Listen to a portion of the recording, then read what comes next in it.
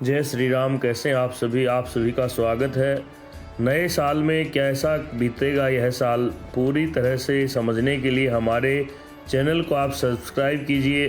हम हर अपडेट, हर एक ग्रह के जब भी उतार चढ़ाव किसी भी राशि के ऊपर होता है, आपको तुरंत अपडेट देते हैं।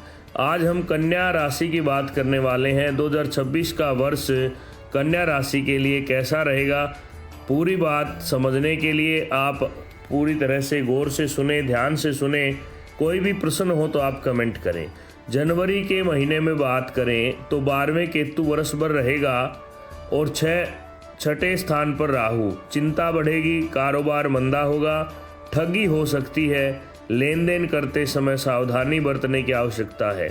गणेश चालीसा का पाठ करें, पितृ पूजन भाव से करें, कबूतरों को बाजरा डालें। यह जनवरी का फलादेश है। कबूतरों को बाजरा डालने से आपका केतु काफ़ी ठीक रहेगा।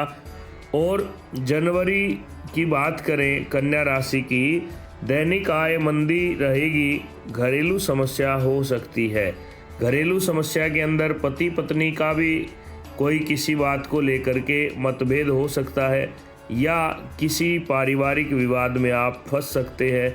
इस बात का आपको विशेष रूप से ध्यान रखना है।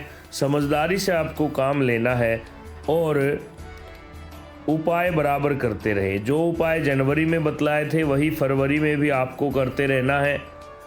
बात करते हैं मार्च की। तीसरा महीना, आमदनी बढ़ेगी। आमदनी के जो सोर्स है, इनकम के जो चांसेज हैं वो बढ़ेंगे। शरीर स्वस्थ रहेगा, शरीर की चिंता नहीं करना। मानसिक परेशानी रह सकती है, किसी मानसिक बात को लेकर के आप चिंता में पड़ सकते हैं। नवरात्रि में हवन करवाएं, दुर्गा सप्तशती का पाठ करें। अब कई बार आप पूछते हो दुर्गा सप्तशती का पाठ कैसे करें।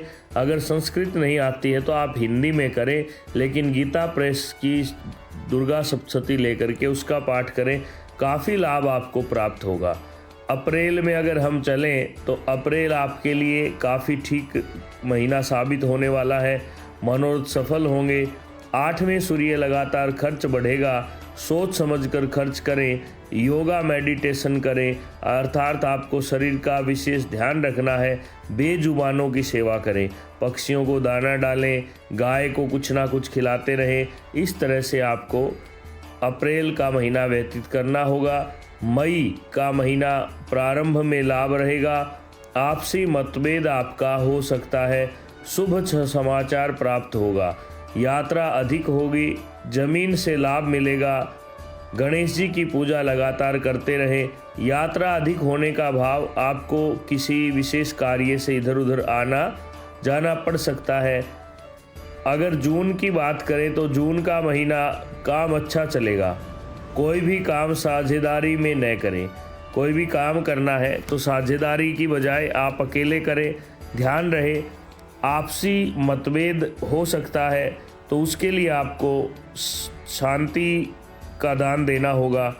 गणेश जी की पूजा लगातार करें। और जून का जो महीना है वह काफ़ी आपके लिए शुभदायक है। कोई भी काम करें तो उसमें आप किसी एक्सपर्ट से सलाह लें।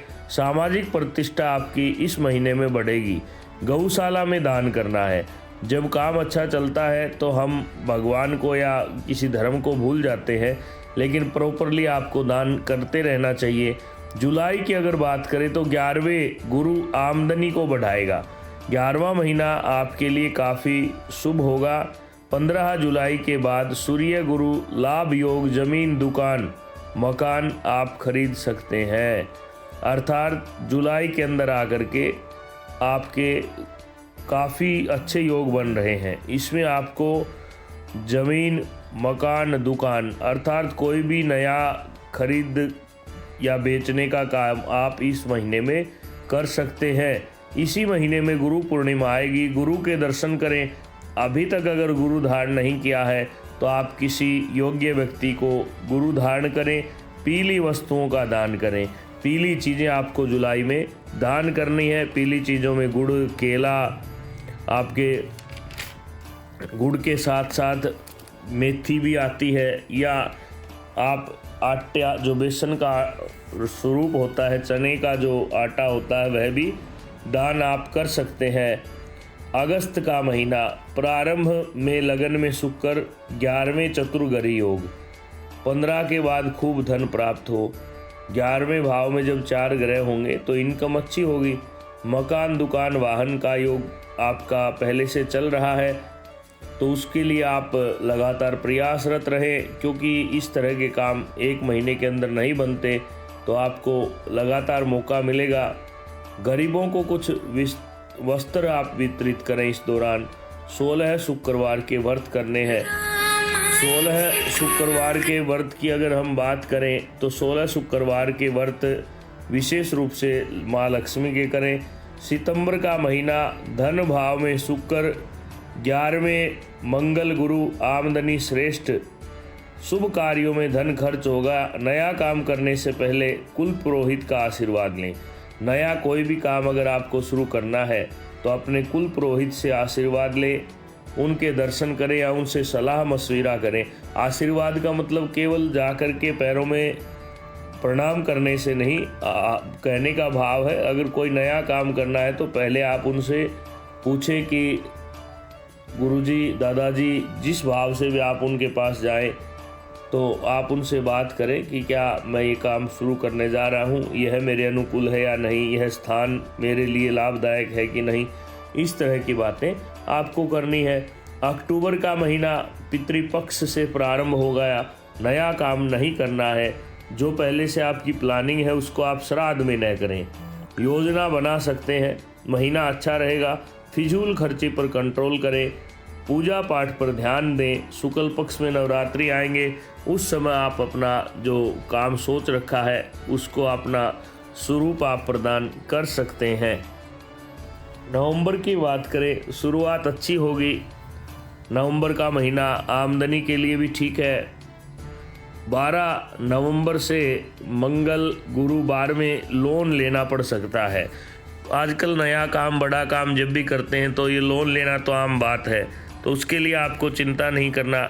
अगर ज़रूरत पड़े तो आप उठा सकते हैं। इस बात का आपको विशेष रूप से ध्यान रखना है, परंतु कोशिश करें कि उधारी कम से कम लेवें। शौक पर खर्च न करें। लक्ष्मी चालीसा पाठ करें। शौक पर खर्च नहीं करना है, लक्ष्मी चालीसा का पाठ करना है। दिसंबर का महीना, 12वें चतुर्ग्रह योग बन रहा है। 4 ग्रह 12वें घर में आ जाएंगे। शनि 7वें में आ जाएगा, अतः सावधान रहें, मेहनत करें, धन का लाभ होगा। ड्राइविंग ध्यान से करें। हनुमान जी के मंदिर में सुंदरकांड करें या सुंदरकांड का पाठ किसी योग्य विप्र के द्वारा करवाएं। अब बात आती है कि 12वें घर में 4 ग्रहों का योग, तो किसी बड़े खर्चे को भी आप यहाँ पे आमंत्रित कर सकते हैं। कोई बड़ा व्यापार आप उठा सकते हैं, तो इसमें काफ़ी आपको ध्यान देने की ज़रूरत है। इस प्रकार से हम 12 महीने का प्रेडिक्शन करते हैं। जब भी आप वीडियो को सुनते हैं तो आप कम से कम अपनी सजेशन नीचे लिखें। कोई भी हमारे से छूट गया हो या कोई बात रह जाती है तो हम उसको अगली वीडियो में प्रॉपरली बताने का कष्ट करेंगे। तो आप इस तरह वीडियो सुन करके आगे न बढ़ें। अगर आपको बातें अच्छी लगती है, इनसे आपको कुछ लाभ होता है, तो आप लाइक, शेयर, सब्सक्राइब भी करें और कमेंट करने से मनोबल बढ़ता है और आगे के लिए हमें भी संकेत मिलता है कि कौन सी गलतियां रही जिनको हम आगे की वीडियो में दोबारा से पुनरावृत्ति कर सकें। धन्यवाद। जय श्री राम। जय श्री राम।